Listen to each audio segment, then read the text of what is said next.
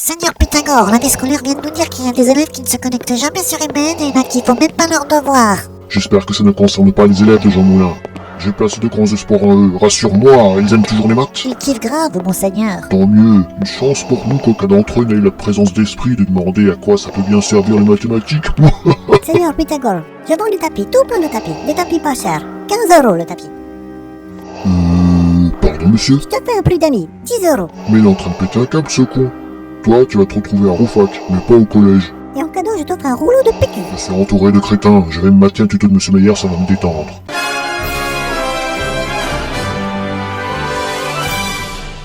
Bonjour, nous allons découvrir ensemble un nouveau solide, le prisme droit.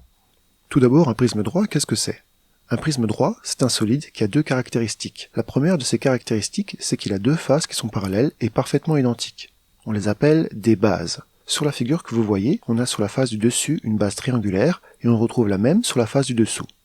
La deuxième caractéristique d'un prisme droit, ce sont ses faces latérales, c'est-à-dire les faces qui entourent les deux bases, eh bien ce sont toutes des rectangles. Ici, vous pouvez en compter trois. Le rectangle qui est derrière, le rectangle devant à gauche et le rectangle devant à droite. Il y a plusieurs sortes de prismes. Celui-ci est un prisme triangulaire. Pour résumer, il a deux bases triangulaires et trois faces latérales qui sont des rectangles. On peut compter son nombre d'arêtes. Il y en a 3 en haut sur la base, il y en a 3 en bas sur l'autre base, et il a 3 arêtes verticales. Cela nous fait un total de 9 arêtes. On peut aussi compter son nombre de sommets. Il en a 3 en haut et 3 en bas. Cela nous fait un total de 6 sommets. Voici quelques exemples de prismes. Vous constaterez que chacun de ces solides a bien deux bases. Ce sont des faces parallèles et superposables. Ici, ce sont les faces du dessus et du dessous. Vous pouvez aussi constater que toutes les faces latérales sont bien des rectangles. Les bases peuvent prendre différentes formes. Le premier solide a une base triangulaire. La base du troisième solide est un pentagone. Pentagone, ça veut dire que la base a 5 côtés. Le deuxième solide, vous le connaissez bien puisque c'est un pavé droit. On peut aussi considérer qu'il a deux bases, une en haut et une en bas, car ce sont des faces parallèles et superposables. Et si on regarde les faces latérales, c'est-à-dire les 4 faces autour de ces deux bases, ce sont toutes des rectangles.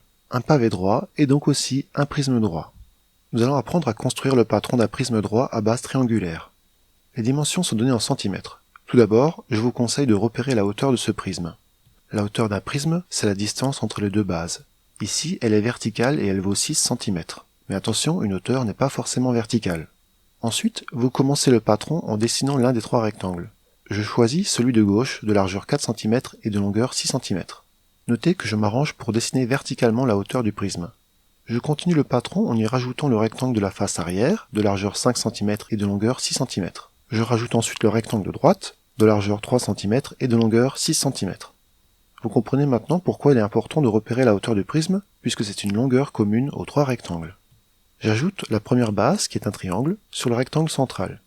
Ce triangle se construit évidemment à l'aide d'un compas. Notez bien que les côtés du triangle doivent correspondre à ceux des rectangles. N'oublions pas de construire le deuxième triangle qui est identique au premier. Ça y est, le patron est prêt.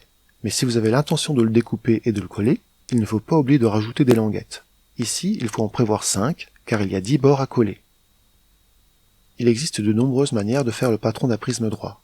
Par exemple, on pourrait très bien dessiner le rectangle de gauche contre l'un des côtés du triangle du bas. On pourrait aussi construire le rectangle de droite et le placer contre un côté du triangle du bas.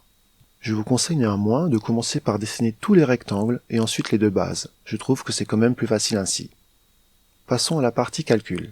Calculer l'aire latérale d'un prisme droit, c'est calculer l'aire totale des rectangles latéraux.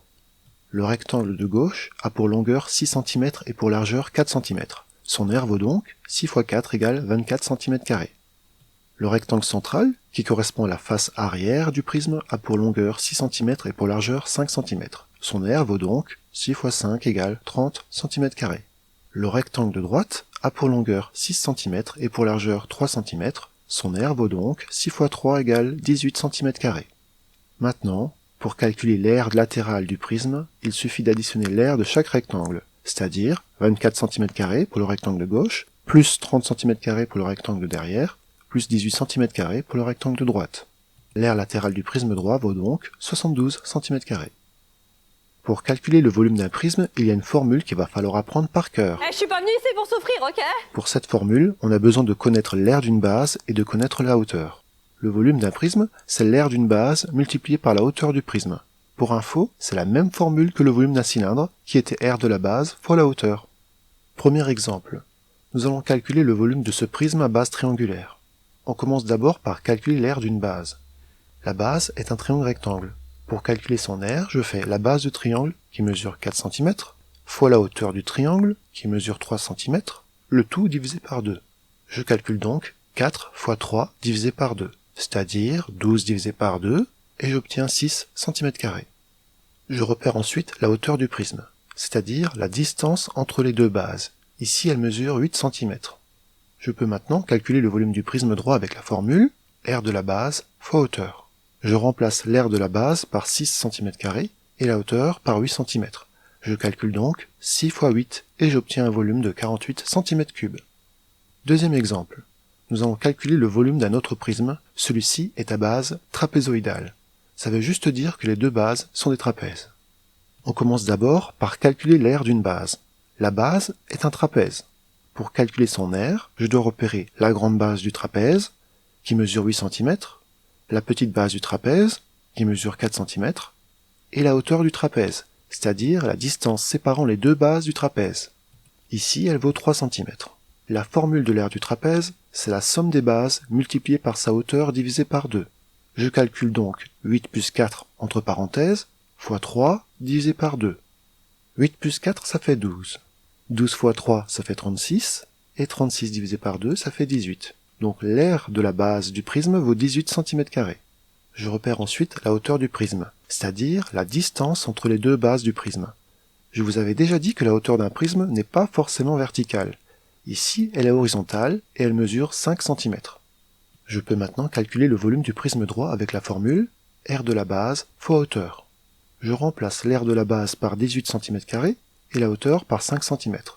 Je calcule donc 18 fois 5 et j'obtiens un volume de 90 cm3. Voilà, vous savez tous ce qu'il faut savoir sur les prismes. Retenez bien la formule du volume et apprenez aussi toutes les formules d'air. Elles sont indispensables pour calculer des volumes. Je vous dis au revoir et à bientôt. Merci de m'avoir écouté jusqu'au bout, calmement.